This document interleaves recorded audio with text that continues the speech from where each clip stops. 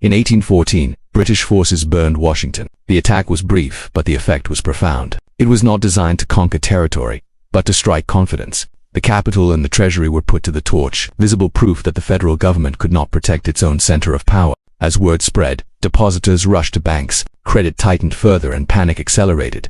The war ended not because the United States had prevailed, but because Britain could no longer afford to continue.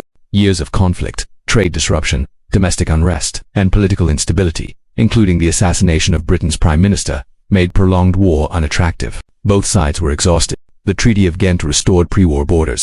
Nothing was gained, but something had been learned. The war revealed the truth that ideology could no longer obscure.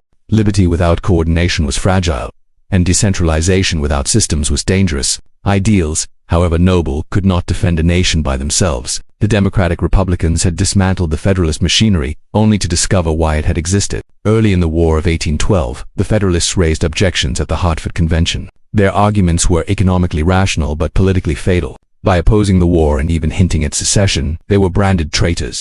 The party collapsed, but its ambitious figures did not disappear. They simply relocated.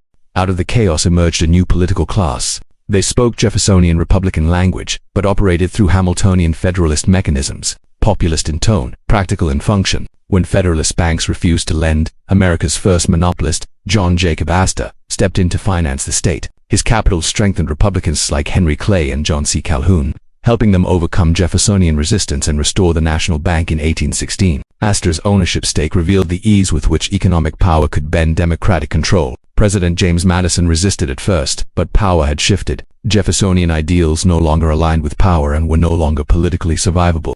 The second bank quickly reflected global realities. Ownership was largely private and heavily foreign. European investors once again held significant stakes in the financial core of the United States. The outcome fulfilled the very fears Jefferson had warned against.